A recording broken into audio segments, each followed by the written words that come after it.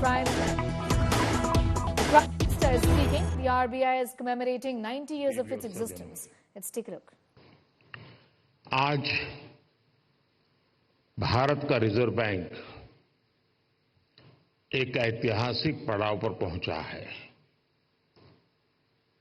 RBI ने अपने 90 years पूरे किए हैं।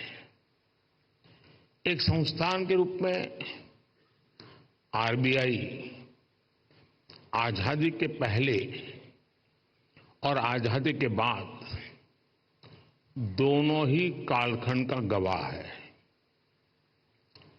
आज पूरी दुनिया में आरबीआई की पहचान उसके प्रोफेशनलिज्म और कमिटमेंट की वजह से बनी है।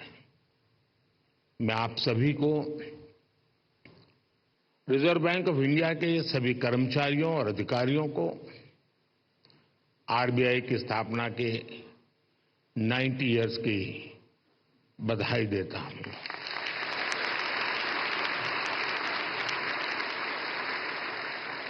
और इस समय जो लोग आरबीआई से जुड़े हैं उन्हें मैं बहुत सौभाग्यशाली मानता हूं। आज आप जो नीतियां बनाएंगे, जो काम करेंगे, उनसे आरबीआई के अगले दशक की दिशा तय होगी। ये दशक इस संस्थान को उसके शताब्दी वर्ष तक ले जाने वाला दशक है और ये दशक विकसित भारत की संकल्प यात्रा के लिए भी उतना ही अहम है। और इसके लिए जैसा आप लोगों का मंत्र है, आरबीआई को तेज ग्रोथ को सर्वोच्च प्राथमिकता देते हुए ट्रस्ट और स्टेबिलिटी पर भी उतना ही फोकस करना है। मैं आरबीआई को उसके लक्ष्यों और संकल्पों के लिए भी शुभकामनाएं देता हूं। साथियों, आप सभी अपनी फील्ड के एक्सपर्ट्स हैं। आप जानते हैं कि देश की अर्थव्यवस्था, हमारी जीडीपी काफी हद तक मॉनेटरी और फिस्कल पॉलिसीज के कोऑर्डिनेशन पर निर्भर करती है। मुझे याद है जब 2014 में रिजर्व बैंक के 80वें वर्ष के कार्यक्रम में आया था, तब हालात एकदम अलग थे। भारत का पूरा बैंकिंग सेक्टर समस्याओं और चुनौतियों से जूझ रहा था। एनपीए को लेकर, भारत के बैंकिंग सिस्टम की स्टेबिलिटी और उसके भविष्य को लेकर हर कोई आशंका से भरा हुआ था। हालात इतनी खराब थी कि पब्लिक सेक्टर बैंक्स देश की आर्थिक प्रगति को जरूरी गति नहीं दे पा रहे थे। हम सभी ने वहां से शुरुआत की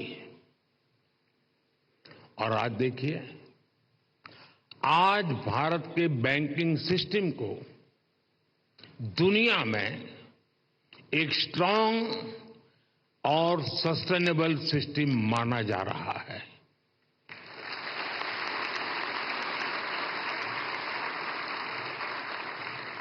जो बैंकिंग सिस्टम कभी डूबने की कगार पर था, वो बैंकिंग सिस्टम अब प्रॉफिट में आ गया है और क्रेडिट में रिकॉर्ड वृद्धि दिखा रहा है।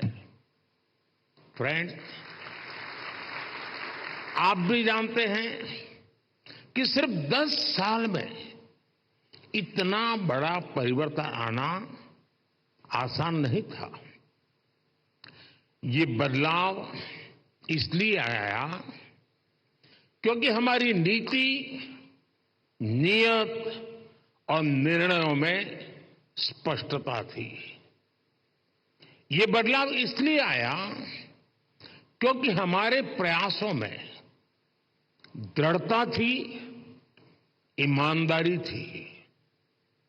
आज देश देख रहा है, जब नीयत सही होती है तो नीति सही होती है।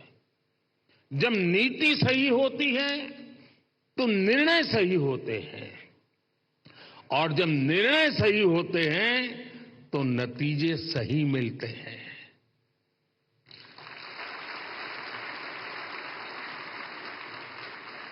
इन शॉर्ट, मैं यही कहना चाहता हूं, नीयत सही तो नतीजे सही।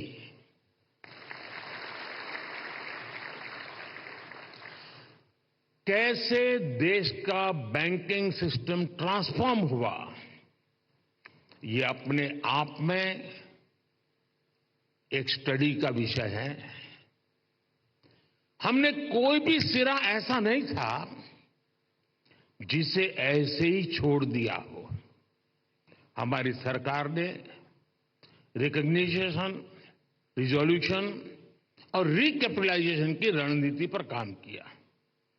पब्लिक सेक्टर बैंक की हालात सुधारने के लिए सरकार ने करीब 3.5 लाख करोड़ का कैपिटल इन्फ्यूजन किया और साथ ही गवर्नेंस संबंधी कई रिफॉर्म्स भी किए। अकेले इंसॉल्वेंसी एंड बैंक्रप्सी कोड की नई व्यवस्था से ही करीब 3.25 लाख करोड़ के लोन्स रिजॉल्व हुए।